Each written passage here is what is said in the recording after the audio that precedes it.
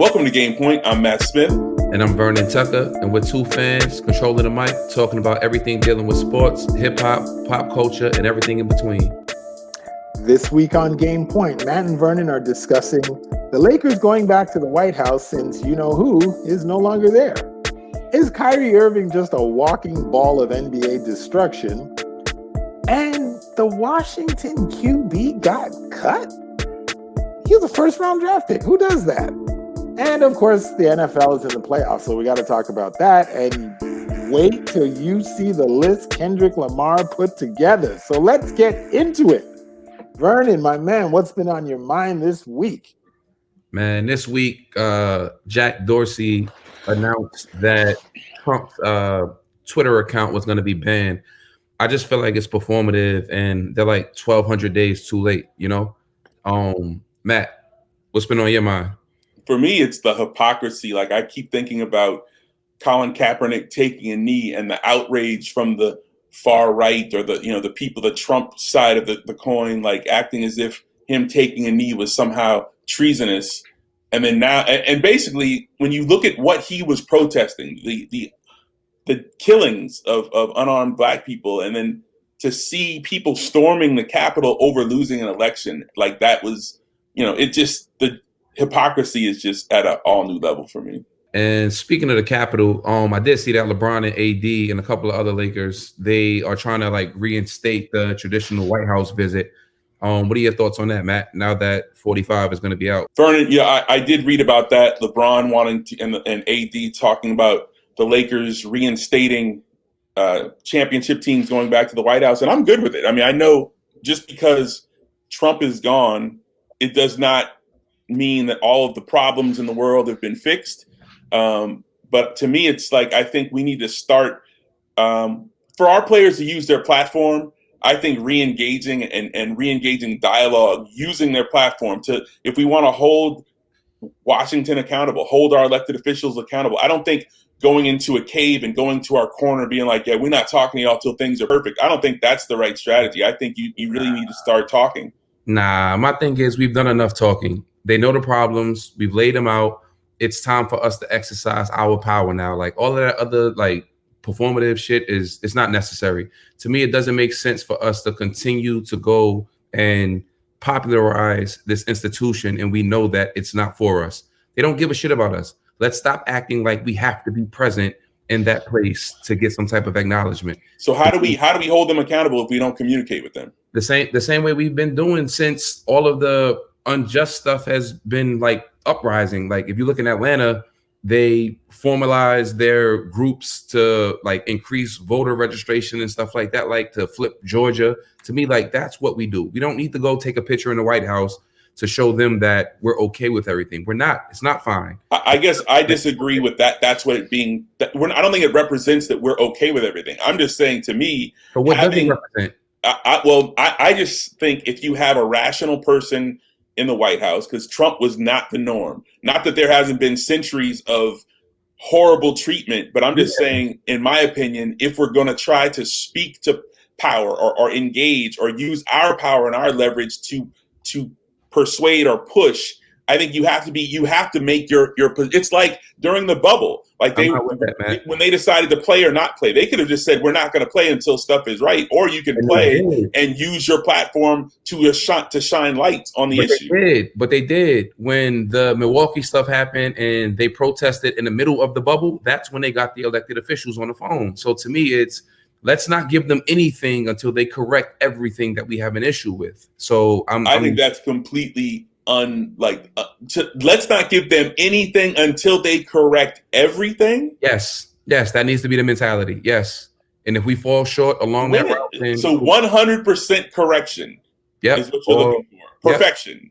Absolutely. Yeah. You think that you don't think that's a little unreasonable or delusional, Vernon? I think it's a fair shot. If we take that shot and fall short, then at least we got some things done. But if you fall short, you're never gonna engage. You're saying that's what it is. I don't want to engage with folks that don't want to meet us on human decency issues. Like this is human decency. It's rights. Like I'm not asking for a lot.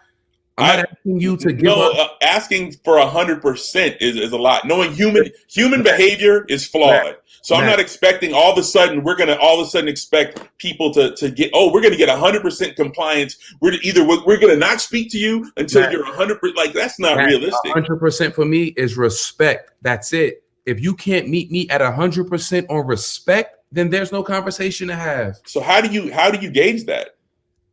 Go talk to the folks in what is the city where the guy Blake is his last name was paralyzed and the cops weren't brought up on any charges. Go talk to those governors and those state officials and get some fucking justice.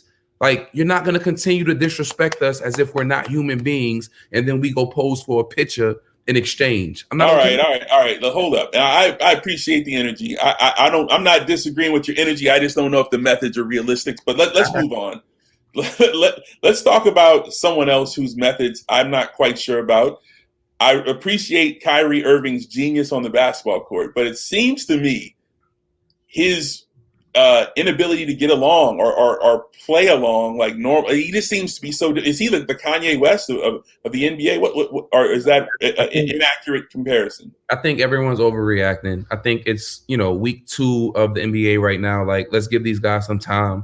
He's a savant on the basketball court. Let's allow him to continue to play basketball. And I get it. We don't want to see him missing games for personal reasons or whatever the case is, but we don't know what he's dealing with mentally. At the end of the day, we're trying to like dissect someone who actually may be going through something from a mental standpoint that he can't articulate or he shouldn't be forced to articulate, Wait a second, Vernon. Did you just suggest that Kyrie Irving has serious psychological issues? I didn't say serious. I'm saying it may be some things that he can't discuss or some things that he can't articulate, and we should allow him that space. But is he actually in the process of trying to find these things, or is this just you making a Dr. Phil from the couch? Nah, from the couch. I'm not saying that they're serious, but it should be considered. Like we should give him that leeway if something is going on. Vernon, I mean, I agree that we have to allow him to work through whatever issues he's dealing with. I'm just saying from a franchise point of view, because the team looks great. Like they look, KD and Kyrie, it's an amazing pairing. I'm just wondering if, like, when I look at what happened with Cleveland and him and LeBron, personality clash didn't work. Him going to Boston, it just makes me wonder. And then now him in Brooklyn, and it already the very beginning of this journey with the Brooklyn Nets, we're seeing some issues. So I'm not saying we shouldn't help the man or deal with his own issues. Okay, hold on a second. Have we now? You guys are basically talking like it is producer confirmed. Interruption here. What's going on? What, Forbes? I'm sitting here like you guys are talking like Kyrie Irving has psychological issues. It has not been documented. He has not gone to any doctor. The bearded Vernon X asserted it. You, Coolhead Luke, co-signed it, and now Kyrie's got psychological issues. I don't understand where this came from. Look, all I was trying to say, I agree with you, Forbes. Actually, I agree with both of you. I agree with Arlington that there is no documented proof or evidence of anything. My agreement with Vernon was, if there is an issue, I'm saying that we should take that seriously, or that I'm not knocking or I'm not diminishing that. But I was trying to speak from the franchise perspective that if I'm a Nets fan, or if I'm a Nets front office, Nets owner, like just looking, is this experiment going to work? This Kyrie Irving, Kevin Durant partnership with Steve Nash as the coach and the rest of their roster. So I was trying to move from Vernon's point, but not disrespect it. So if there is an issue, there's an issue. I don't know that there's an issue with him personally, but on the court, him not showing up to work because he just didn't feel like it. And then also looking at his past history, him and LeBron chemistry, clash, not necessarily, even though they won a championship, that it worked, but it seemed like their issues kind of got in the way. Then he goes to Boston. Seems like that wasn't the best chemistry wise. And now he's in Brooklyn and it seems like there's chemistry issues. Matt, I just think that like throughout everyone's career, they're going to have issues or whatever, whatever hurdles. But to me, we got to stop trying to railroad people and like bad talk them in the media when they're young Black athletes trying to figure out, first generational wealth and responsibilities. Kind of similar to what Dwayne Haskins is going through right now in Washington, or out of Washington now. You're talking about a kid who was the 15th overall pick, who it just didn't work out. Like, I don't appreciate seeing talking heads on, all of these shows and podcasts kind of tarnishing his image and what his rep is when we don't know what the real story is with this kid, So to me, we got to give everybody a chance to transition into professionalism and show up to work when they see fit. All right, so I agree with you, Vernon. I've also seen some people kind of go too far the other way with the feeling sorry for Haskins in a way where it's like, yeah, I'm not happy that the young man got cut, but I guess what I'm saying is I feel for him, but I don't want to make this a pity party. He's a 23-year-old multimillionaire who can at this point decide if he wants to go back to school. Does he want to work on his craft, try to get back in the league, get a new contract, go to the CFL, go do something else with his life? But he's got himself a start at 23 years old. Not many of us had the safety net financially that he's sitting on. So yeah, I feel bad that it didn't work, but I'm not gonna cry. Like there's regular folks who can't even put food on the table. And yeah, so, man. Yeah, we're talking first world and third world issues. Right, that's all I'm saying. But my thing is, even if we're talking first world problems, that doesn't mean that you have to use your platform to tear them down. Like, you don't have to do that. Let him be, like if you don't agree with whatever his moves are, or if you think it's going to end this way, let him be. Like, you don't have to continuously tear down these young black kids, man. Like, I'm just not here for that. Like, I don't think I'll ever be here for that, I agree. I don't want to tear the man down. I feel like he has opportunity and there's options for him. It's not over for him. He's sitting on, like I said, he's made whatever money he's made, and now he has to pivot. He's got to deal with what life has dealt him. I'm not crying for him, but I do not want to pile on and blame him or diss him. Like, I'm rooting for him, but to me, I think black people have been taught that like we are supposed to have quiet conversations about certain things. Like that wasn't a public conversation that should have been had with other black men tearing down another black man. That's my only thing. I have a question here because I didn't hear you guys mention this. This young man is going through his trials and tribulations. He got cut. But what about when what's that? Johnny Manziel Johnny Manziel was in Vegas. That is a valid point. And he was still playing. And there's a lot of dudes out here that get so much time to develop and get organized in the system. Like, I know you guys took this and went straight to the Muhammad X conversation, but I'm just asking as a sports fan, like, this isn't right. Nah, and I agree, but we got to understand that with this situation, like his final straw was a COVID compliance issue, So I don't know, how seriously that should be taken, but I do know that this is a different time that we're in right now. Like, this wasn't he wasn't allegedly cut because of performance shit. It was he put everyone's health at risk as well, So I don't know if it's fair to bring Johnny and those guys into this conversation because Johnny decided to get drunk in Vegas and not show up to work, I hear you, and I think you're making a point that is valid. But there are other examples. For instance, the Los Angeles Dodgers, my baseball team, one of my favorite players on the Dodgers, when they won the World Series, Justin Turner, he violated all sorts of COVID protocols and ran out on the field, even though he had just been diagnosed with COVID. And he was kept out of the game. He runs out onto the field to celebrate. There was no repercussions. There was no, he didn't get cut. But I still hear your point. You're right. It's like a slippery slope. And then to our producer Arlington's point, when we do see the Johnny Manziels or the other quarterbacks that might get a longer rope or get leeway or allowed to grow, it's just a muddled thing when there's the racial component. Vernon, what did he do? You said he put people's lives at risk. Like, what did he do more than anybody else in the league this year that had a positive COVID diagnosis? What did he invite them all over to his house for a no mask party with strippers? So Haskins' infraction was he attended a party. It was allegedly a private party, and I think the NFL has like restrictions on like social gatherings and things along that nature. And understandably, like, you don't want to bring someone into the organization now who was at a private party with, say, 10 people, and then now they expose the entire franchise to COVID, So I understand it. Well, since you brought up the NFL, Vernon, let's do a quick playoff preview. Is there any team that you're looking at that you feel like is the favorite? Who you got your money on for a Super Bowl run here? I'm goated up. I believe in goats and legacies. You know, like legends never die, man. So to me, I'm going with Tom Brady down there in Florida and the weapons that he has, man. Like I'm not betting against the GOAT, you know? Nah, bruh. This is it. This is the Patrick Mahomes era. You better get with the program. There's a new GOAT in town, brother.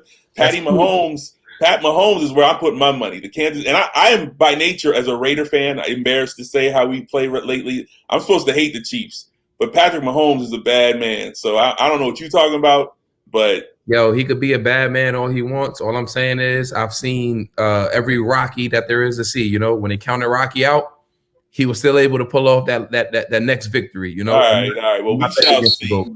Wow, the fact that Vernon's gonna go with Tom Brady, old man Brady. He is not top 5 now. Yeah, he's like top 65, meaning he should be retired. But let's just move on, man. Let's just get into some Youngblood. So you guys know Kendrick Lamar put out a list of his top 25 albums. True. Take it away, my people. Well, I'll start off. Kendrick Lamar, we all know the young man is from Compton, California. Grew up around the time when the East Coast, West Coast beef was popping. So I think this top 25 list that he did. We're not going to do that. We're not going to make it seem as if the lack of representation of East Coast music on his list is because of the beef that was going on, Matt. A lot of those albums don't belong to be on anyone's list. Who are you? 100. First off, I'm gonna need you to put some spec on DJ Quick's name, who came in at number 1. That born crazy. I'm fine with that. I'm fine with him, like, you know, going with his folks and, you know, what he likes, because I love the New Orleans representation. To me, he was all over the place on this list. It wasn't just a West Coast list. It was, I'm a West Coast cat. Here are my folks, and here are the people that influence me. But we have to stop making it seem as though Wu-Tang Clan ain't nothing to fuck with was something that like everyone resonated with because it was the East Coast thing. I'm not on board with that. That guy's list is solid, man. His list was solid. You like the list? I love it. On the list? That's what I'd like to know. Who's on the list? I got the list for you right now, man. It's DJ Quick, Quick's the name, Ice Cube, Death Certificate, Dr. Dre, The Chronic, Snoop Dogg, Doggy Style, Biggie's Ready to Die, Tupac's Me Against the World, Snoop Dogg's Dog Food, Tupac All Eyes on Me, Jay-Z Reasonable Doubt, Pac's The Don Illuminati 7-8 Theory. That's the 10 on his list right there. And I think solid. That's super solid. Like, to me, we're not missing anything. Like, he tilted his hat to the East Coast enough, right? Like, we're not gonna just get crazy into Wu-Tang albums on here. But I think the context that I was trying to give is there's people who might view this and not understand, depending upon what era you came up in, your point of view might be hyper East Coast, hyper West Coast, hyper down South, or a mix. But when you see a lyricist of Kendrick's level, I think people might expect to see people who there's some, I'm not saying it's right or wrong. I'm just saying there's people who would expect, like, I think people were shocked that some of the other famous or top lyricists weren't there and that it seemed so regional. But to me, it's not regional only because when you get into the second part of the list, like the 10 through 25, he has like 5 Cash Money albums on there. So to me, like, that's not regional. That's me. That's you showing me that you actually listen to everything. Everything influenced you. No, I hear you. I guess I'm just saying, to me, the level of his lyricism, I think there's an assumption that he was going to have a bunch of lyricists that some people, I think, might have been shocked by the list. You know what shocked me about the list? And I'll be honest with you. What shocked me was that there was no Eminem on the list. And I know Eminem is his favorite rapper. Like the way that Eminem raps, like, it's just surprising to me that like M influenced your style that much that you don't have any of his projects on the list. Not saying that M has 9 classics, but to me, you could easily throw the Marshall Mathers LP or Encore up there. And it's funny that you mentioned that he has 9 classics or somewhere in there, because there's been some recent discussion and debate. Eminem, it seems like it's Eminem versus everybody right now. I don't know. It's not debate, it's hate. That's what it is. It's not debate, it's hate, man. Like, I think the way that these older cats are transitioning into this new era of music and like having a voice through podcasts and interviews, I don't respect it, man. Like, Snoop is a triple OG in hip hop culture. So to me, for him to disrespect what Eminem contributed is kind of baffling to me. You know, like, you're talking about a guy who, from a technical standpoint, is quite possibly the best rapper of all time. So Vernon, here's the thing. Like, what Snoop said initially that I think ruffled Eminem's feathers was Snoop was in an interview talking about his list. And I'm not quoting him verbatim, but he was listing his top rappers. And like, it was a lot of golden era, your KRS-Ones and Cool G Raps and Rakims. And basically he was like, Eminem doesn't make that list for me. And which, a lot of people then said that's not foul, what he said. But then Eminem, I heard, was basically, it was like the way Snoop communicated this and his objection, and like, I don't need his music to, I could do without Eminem's whole catalog, or his, like, that's where I think the rift started. Then Eminem responded with a diss track, and that now we fast forward and we're here. Everyone's debating. But see, to me, right, like, let's go back to what the root of the issue is. Like, to me, like, piggybacking off of what M said, it's not about him saying M isn't in his top 10. Like, I can understand that, right? Like, I don't agree with it, but I can understand that.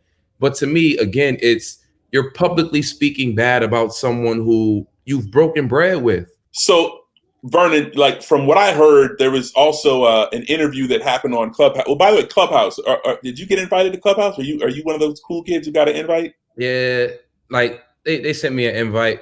Like, and now I'm just not into like platforms where like people just like share opinions all day long, and well, let me give a public service announcement to any of our old heads who might not be aware. Clubhouse is a platform for the cool kids where they're just talking, and to me it's like a long conference call, but we went from Instagram Live to now Clubhouse is the cool platform where people of all different walks are having conversations that you can join in and listen. It's in its infancy, I guess, so not everyone is on it, but it's the place for the cool kids to converse. They just need a verification process. Like, if they could tell me what these people actually accomplished in life, then maybe I would be more inclined to listening to them, Well, the reason I brought it up is because apparently there was a conversation on Clubhouse where there was like Daz, Joe Budden, Royce the 5'9", Dave Mays, and a bunch of people discussing Eminem. And in that conversation, Daz brought up the fact that his cousin Snoop might have been upset in the past because Eminem didn't do a